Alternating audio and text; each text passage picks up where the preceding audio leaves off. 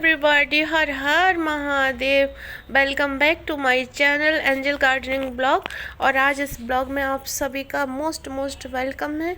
और ये जो आप स्क्रीन पर प्लांट्स देख रहे हैं, ये सब मैं नर्सरी से आज से ठीक 4-5 दिन पहले लेके आई थी। और साथ ही साथ आज इस वीडियो में मैं आपको बताऊंगी कि अच्छी गार्डनिंग कैसी होती है, क्योंकि जितने भी गार्डनर हैं वो तो जानते ही हैं, लेकिन न्यू गार्डनर के लिए ये ज़रूरी है कि गार्डनिंग करते हुए किन किन चीज़ों का ध्यान रखना चाहिए। तो सबसे पहली बात है कि हम जो भी प्लांट लेके आएँ उसकी रूट्स ज़रूर चेक कर लें। पॉलीथीन के बाहर उसकी रूट्स निकलती हैं, तो रूट्स ज़रूर चेक कर लें कि हमारा प्लांट हेल्दी है कि नहीं। अब दूसरी बात है वो है गार्डन सॉइल की। जो हमारी मिट्टी है वो किस तरह की होनी चाहिए।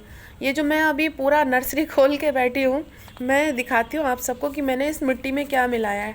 ये ढेर सारी मिट्टी, क्योंकि मेरे प्लांट बहुत सारे हैं तो ढेर सारी मिट्टी लेके बैठी हूँ। और इस मिट्टी में मैंने थोड़ा सा मिलाया है गोबर का खाद, वर्मी कंपोस्ट, NPK, और इसके अलावा मैंने इसमें दिया है रेत और नीम खली।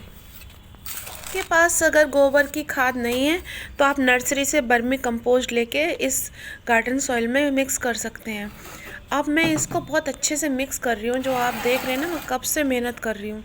फ्रेंड्स, गार्डनिंग करने से हमारे मन को तो शांति मिलती है, और ये थोड़ी सी मेहनत करने से हमारी जो शरीर है वो भी हेल्दी रहता है, क्योंकि चलता फिरता रहता है, एक्सरसाइज होती रहती है। और ये देखें, ये है NPK। मैं इसमें NPK मिला रही हूँ, थोड़ा सा DAP भी डालूँगी मैं इसके अंदर। ये छोटे छोटे से दाने होते हैं, और इनको गार्डन सॉइल में मिलाने से क्या होता है, पौधे की बढ़वार अच्छी होती है, फ्लावर्स बहुत ज़्यादा भर भर के आते हैं। तो आप NPK मिल जाता है इजीली नर्सरी में, आप वहाँ से परचेज़ कर लें, पैकेट्स में मिलता है, ज़्यादा कॉस्टली भी नहीं होता है। इसको अच्छे से गार्डन सॉइल में मिक्स कर लें। इसके अलावा आप अपने किचन का वेस्ट मटेरियल जो होता है, जैसे चाय की पत्ती है या फ्रूट्स के छिलके हैं, सब्जी के छिलके हैं, ये सब भी आप सुखाकर या गलाकर इस गार्डन सॉइल में मिक्स कर सकते हैं। अगर हमारी गार्डन सॉइल अच्छे से मिक्स हो जाती है और अच्छे से उसमें सारा कुछ मिक्स हो जाता है, तो प्लांट्स भी बहुत अच्छे से ग्रो होता है। और इस तरह से हमने ये अपना जैविक खाद मिला के इसको रेडी कर दिया है। और ये प्लांटर अब हमने लिया है। और आप लोग एक बात का ध्यान रखें कि अगर सीजनली फ्लावर के प्लांट हैं तो आप 8 इंची का गमला ले सकते हैं, और अगर बड़े प्लांट हैं तो उसके लिए 10 या 12 इंची का प्लांटर ठीक रहता है। मैं जो बाहर जाके चाय पीती हूँ ना गाइस, वो कुल्हड़ भी रख लेती हूँ, ताकि ना ये पॉट में, जैसे अभी रोई पॉट में कर रही हूँ तो ये प्लांटर के अंदर रख रही हूँ, तो ये काम आ जाते हैं। ये आप देख रहे हैं ना, मैं तोड़ तोड़ के इसको प्लांटर के अंदर डाल रही हूँ। इससे क्या होता है ना कि हमारा ड्रेनिंग जो होल होता है और उसमें से एकदम तेज़ी से पानी बाहर नहीं निकलता है, और मिट्टी गमले के अंदर ही रुक जाती है। और अब आप देख रहे हैं, मैंने इस तरह से इसके अंदर गार्डन सॉइल डाल के अब मैं प्लांट लगाने जा रही हूँ। आप एक बात का हमेशा ध्यान रखें, अगर नए गार्डनर हैं तो जो भी आप पॉट लेते हैं उसमें नीचे की साइड में होल ज़रूर होना चाहिए। और इस तरह से मैंने ये प्लांट लगा दिया है। प्लांट लगाएं तो आप इतना ध्यान रखें कि 2 इंच जगह गमले में ज़रूर छोड़ दें मिट्टी की, ताकि उसमें हम पानी डाल सकें। इतना खाली रहना चाहिए जितना मैं हाथ से दिखा रही हूँ आपको।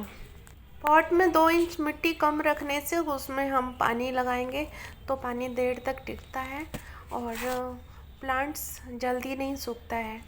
और इस तरह से ये प्लांट लग के रेडी हो गया है। और हम लगाएंगे दूसरा प्लांट। यह आप देख रहे हैं, मैंने ये जो पॉट आप देख रहे हैं इसमें मैंने पहले से ही ये कंकड़ ज़्यादा बड़े थे तो मैं इनको और छोटा छोटा कर रही हूँ। थोड़े से दिए हैं, कुल्हड़ हैं, ये जो तो अगर कुछ भी नहीं होता है तो मैं ईंट को ही तोड़ तोड़ के इसके अंदर डाल देती हूँ, ताकि ये ड्रेनेज जो होल है हमारा डायरेक्ट मिट्टी बाहर ना बहाए। अगर आप न्यू गार्डनर हैं तो इस बात का ध्यान रखें, कोई भी प्लांट लगाएं तो पॉट के अंदर ड्रेनेज होल होना चाहिए और उस होल के ऊपर हम इस तरह से कुछ ना कुछ गिट्टी विट्टी लगा दें। कुल्हड़ है, दिए हैं, या कुछ भी नहीं है तो हमारा किचन का जो वेस्ट मटेरियल होता है वो आप नीचे डाल दें और उसके बाद ही गार्डन सॉइल डालें। और अब हम लगाएंगे दूसरा प्लांट। तो ध्यान से देखें आप लोग, किसी भी प्लांट को अगर हम नर्सरी से लाते हैं तो वो इस तरह के पॉली बैग में होता है। तो जब भी हम प्लांट लगाएं इस पॉली बैग को हटा दें काट के। ये देखिए मैं हटा रही हूँ और इसको हटा के ही हमको गमले के अंदर इसे लगाना चाहिए, क्योंकि अगर हम पॉली बैग के साथ लगा देंगे तो इसकी रूट्स गमले के अंदर नहीं फैलेंगी। इसलिए हमेशा पॉली बैग को हटा के ही हमको इस तरह से, जैसे मैं लगा रही हूँ, प्लांट लगाना चाहिए। और अब हमारा ये दूसरा प्लांट भी लग के तैयार हो गया है। कैसा लग रहा है गाइज आप सबको हमारे साथ ये खेती करना? आज मैं सारा नर्सरी ही बना के बैठ गई हूँ अपने इस छत के बगीचे को सारी तरफ मिट्टी मिट्टी फैली हुई है, हर तरफ फैला हुआ है गाइज। ये काम भी बड़ा मेहनत का होता है, आप देख रहे हैं ना। कुछ लोग तो ये सोचते हैं कि मैं कैसे कर लेती हूँ ये सब, पर मैं कर लेती हूँ। मुझे बहुत अच्छा लगता है गार्डनिंग करना, बहुत ही इंटरेस्ट आता है मुझे गार्डनिंग करने में। और आप देख रहे हैं मैंने इसको भी 2 इंच खाली छोड़ दिया था। इस तरह से ड्रेनेज होल करना है आप लोगों को कोई भी प्लांट लगाने से पहले, जो मैं भी दिखा रही थी। और इसमें भी हम एक नया प्लांट और लगाना चाह रहे हैं, आप देख रहे हैं। और इसके ड्रेनेज होल के ऊपर भी हमने इस तरह गिट्टी रख दी और मिट्टी भर रहे हैं।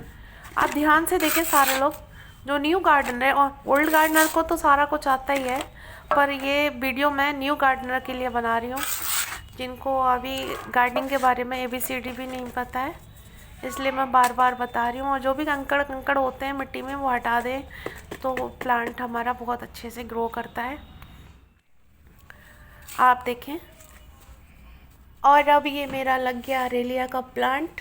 ये इंडोर प्लांट है गाइस, हम इसको आउटडोर भी रख सकते हैं, कटिंग से भी ग्रो हो जाता है। ये मुझे बहुत प्यारा लगता है क्योंकि ये ना एकदम अभी लगाने के कुछ दिन बाद ये एकदम भर जाएगा और बहुत सुंदर लगेगा। वैसे भी इसका आकार देख रहे हैं, मैं देख के ही लेके आई थी नर्सरी से। ये जिगजैग हो रहा है, आप देख रहे हैं ना इस प्लांट को। बहुत ही अपना इसका जो जो आकार है प्लांट का वो बहुत प्यारा है, जैसे बोनसाई प्लांट होता है ना उस तरह से हो रहा है। और मैं देखूंगी कोशिश करके अगर मैं इसको एक अच्छा सा रूप दे सकूं किसी तरीके से थोड़े दिन बाद।